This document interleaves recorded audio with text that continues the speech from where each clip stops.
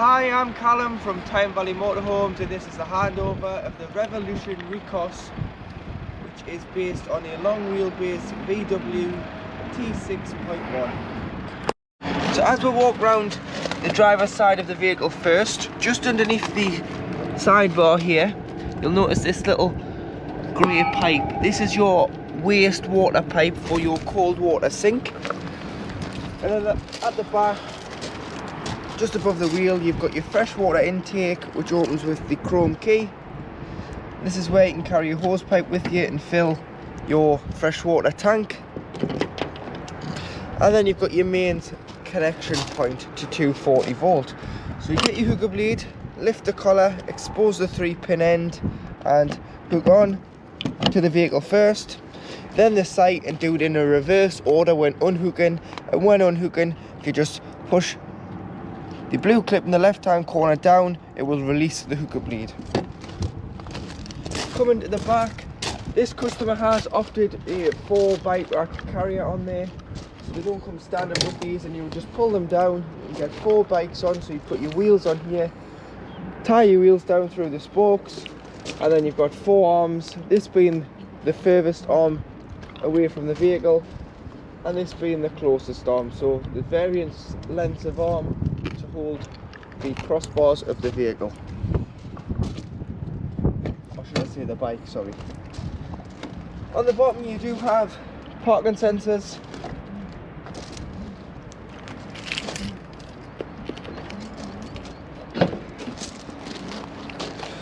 and then in the back you've got your mattress for your pop top, which is in here. Your gas locker, so open the door, take this off, which is just 2 turnbuckles, and then you've got a regulator. So it's a bottle top regulator, and it takes a camping gas 907 bottle, and you just simply screw the bottle onto the threads and then use the black knob here to turn the regulator on and off. Make sure that you turn your bottle off before you do start driving, and then when you arrive on your site you can turn it back on.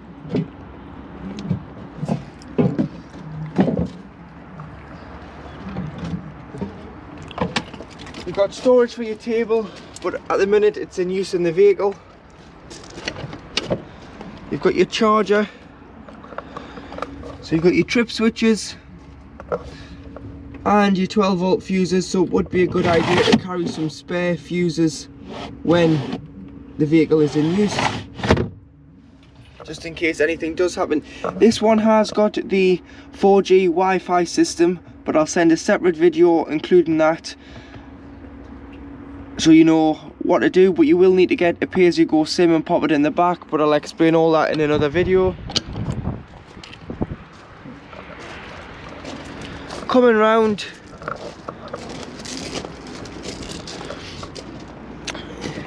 to the passenger door, you've got your diesel filler, and because it's a new style diesel engine, it does take the AdBlue system, so the AdBlue is there, and this is about a 15 to 20 litre tank, but it'll tell you in your book how big it is. And then you can buy this on the pumps, or you can buy it in the drums and simply top it up. It will tell you how much is left in your tank, what your AdBlue level life is, and then when the light does come on, top it up, because it'll give you a mileage countdown, and if you don't top it up within that mileage countdown, the vehicle will simply won't start, and you will have to re-top it up and then get VW out to use a computer to restart your vehicle. So just make sure that you top it up as soon as the light comes on, but it's cheaper to buy it on the pump than it is to buy it in the drums. Your bonnet release is just beside the accelerator pedal.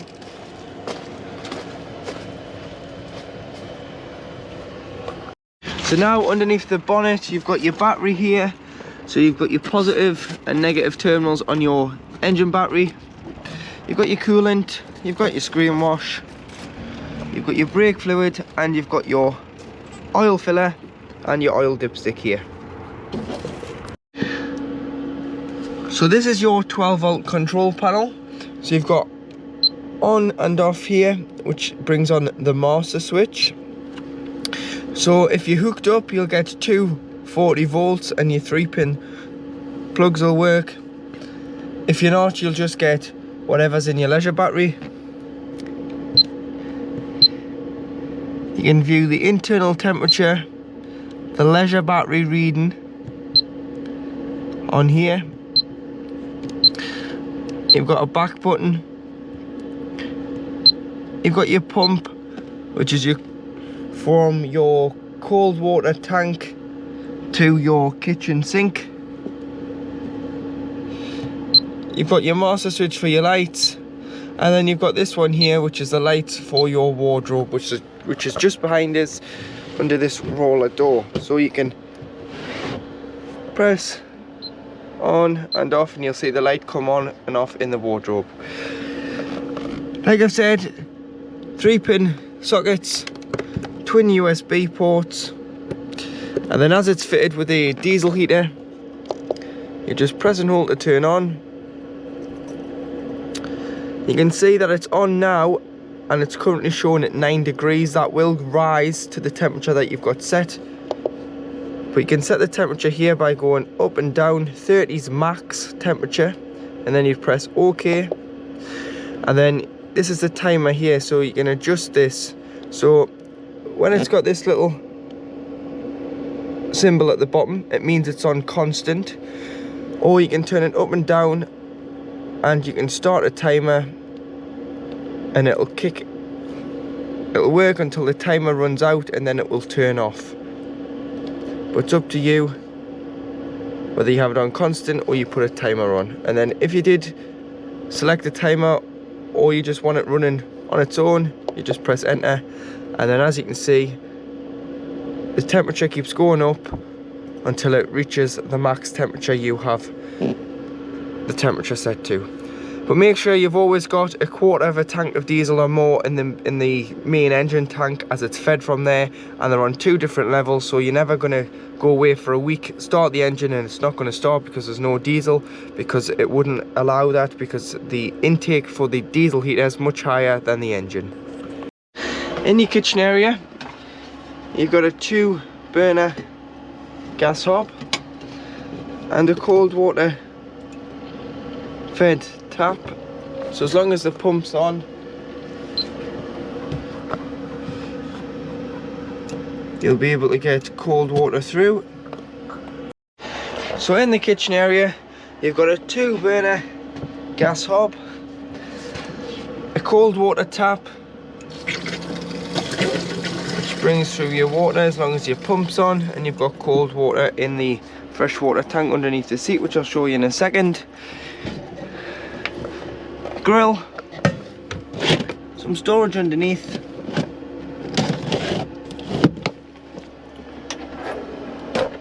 handy cutlery tray, and then a Dometic compressor fridge. So this is a 12-volt fridge, so you turn on and off here,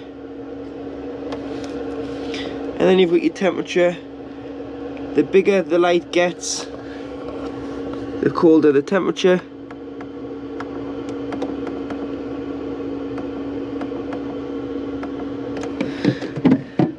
Freezer box, and then when you're not using it, always take everything out, give it a wipe out, and then you can turn this to say vent, pop the door in, and as you'll see, it doesn't shut properly. It allows air circulation in and out the fridge to stop mold and bacteria growing when it's not in use.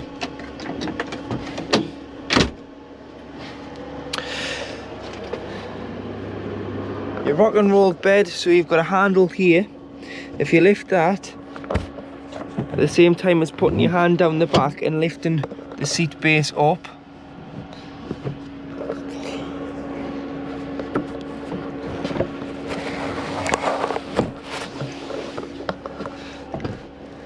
and then lie to a flat degree, you've got your freshwater tank, which you fill from outside into here, and your pumps in there. You've got storage underneath, which you can access from the front of the seat base without lifting the seat up, and you've got a tonneau and a brace there.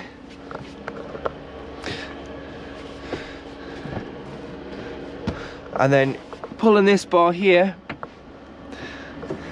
folds this seat section down.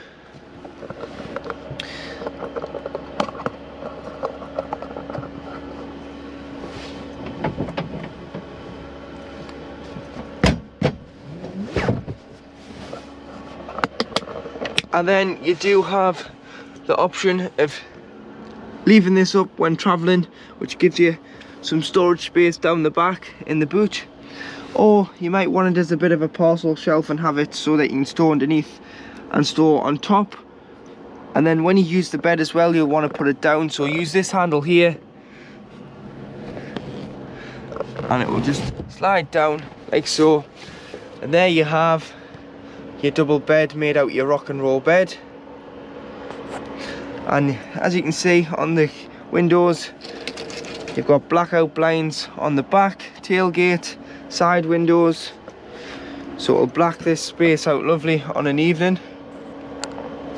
So now in the cab, on the driver's door card, you've got your electric driver and passenger windows.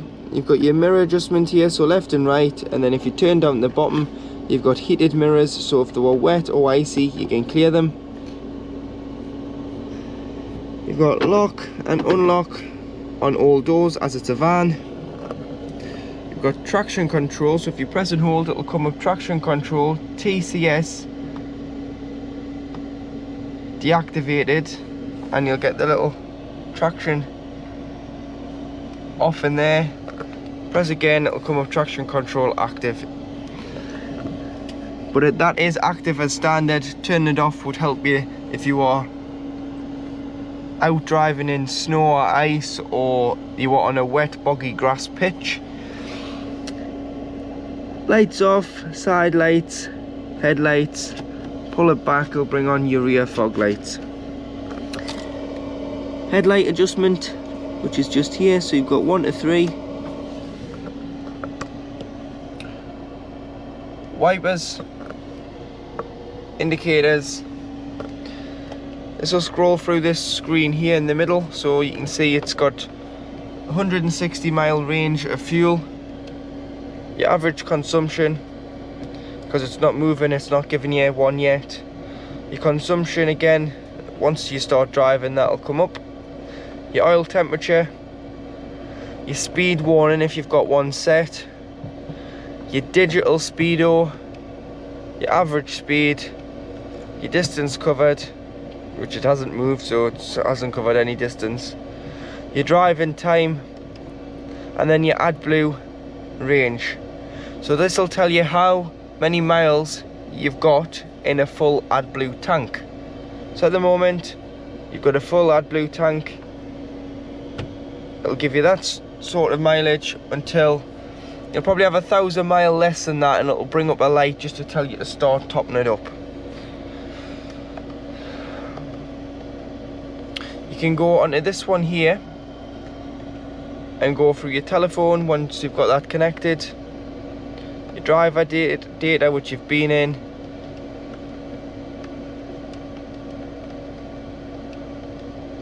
your audio, which is to do with your head unit, which I'll get onto in a moment,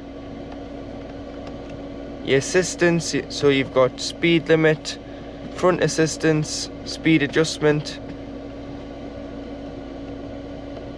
your vehicle status, all in there. And you do have a voice command, and you can press view and it'll just take you straight to your driver assistance. So should there be an engine management light on or an AdBlue light, if you press view, it'll come up and tell you what is wrong to a certain degree. You've got your cruise control, and then you'd set it here. Or should I say, sorry, that is your speed limiter, the top one, because you can set it from sitting stationary. So goes up in 5s, hard accelerate, and you can override the cruise control. And then this would be your cruise control here, so you can press resume, set, and go up the speed and set, and it will set the speed you've got set down there to your cruise control. Volume, and then you can skip your tracks and radio channels on this one. As this one has been spec'd as DSG, so it's automatic, you've got park at the top, press the side button in, you can go from park to reverse, and it'll bring on your rear distance. So you've got parking sensors on the back, neutral, drive, it'll change gear, or you can go bring it towards you and you can go up and down the gears. It'll see in the top, you can see that it says in the top corner, it says M1. You can go up once you start moving and keep it into manual mode. Temperature, fan speed, distribution, so face, feet, screen. This one has got heated seats as well, so you've got 3 settings on your seats, obviously all 3 being the hottest, 1 being the coolest on your seats. Recirculation, heated back window, and air conditioning. Hazard lights, as it's got start stop, once you put your foot on the brake and you're at traffic lights, it will cut out. If you didn't want this to work, you can turn it off there, but the start stop will only work if the battery's in good enough health, meaning that if it's been sat for a while, it'll not work until it's had a decent run out and got decent charge in the battery. Glove box, which is lockable by the key. Cup holder, 12 volt and 2 USBs, but as this is a new vehicle, on new vehicles now, everything is USB-C. Head unit, so you've got your radio, which is FM, AM, DAB, and you can press 1 to 6 to save your favourite channels, or 1 to 5, and you can view your station list. So you've got your regional and your national stations. Going back to menu, you can scroll along the telephone. Settings in the bottom right hand corner. And then you want to search for a mobile phone. And this would be how you connect your phone. And then it'll ask you if you want to allow your phone to be paired. Press pair on your phone and allow your contacts to be sent over, so it'll download your phone book. Vehicle, so you can see your status, your data, so long term, your speed, your distance, your average consumption, how much is in your fuel tank, since refueling, so you can scroll through them, and you've got your various trip computers. You've got media, which is an SD card, or of course Bluetooth or USB once you've connected. App connection, so you can connect your phone. If you've got Android or Apple, it will mirror, and you've got Android Auto and Apple CarPlay on here, so you can use your iPhone sat-nav or your Android's Google Maps. And you've got sound, so you can adjust your sound there, but you do have shortcuts, so you've got radio, media, phone and app, so you can touch it all with the shortcut buttons when you're driving, and you shouldn't have to take your eyes off the road. 2 cup holders in the top of the dash. So to operate your pop top roof, you've got your bed board here, which is on gas struts, which you can pull up and down, and then you've got another board on top of here, which would then go into the space at the front to give you an extra long bed.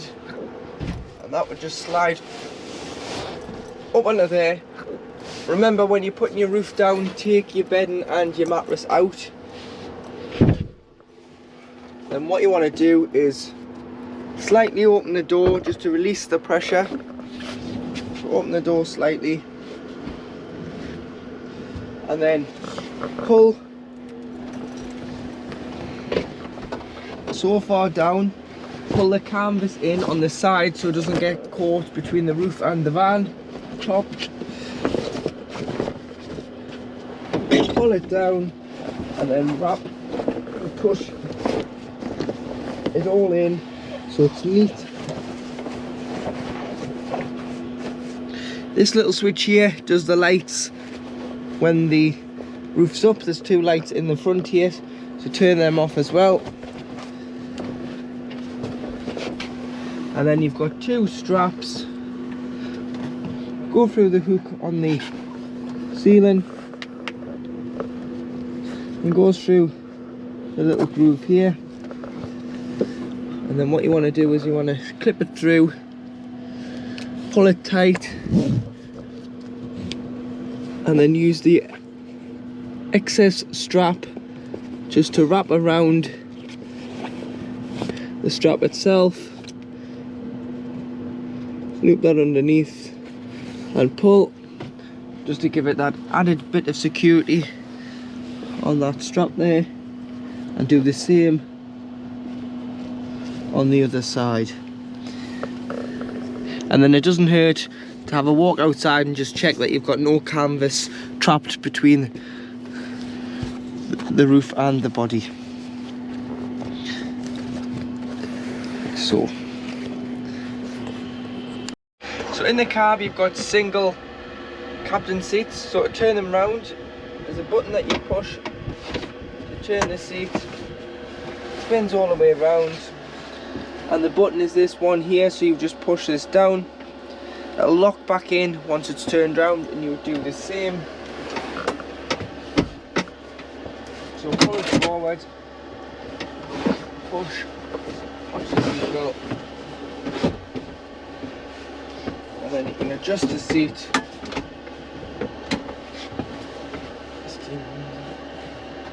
Make sure your steering wheel's tucked away as well, and you'll be able to get the seat all the way around into the back of the vehicle, so you're facing your passengers in the back when you're parked up.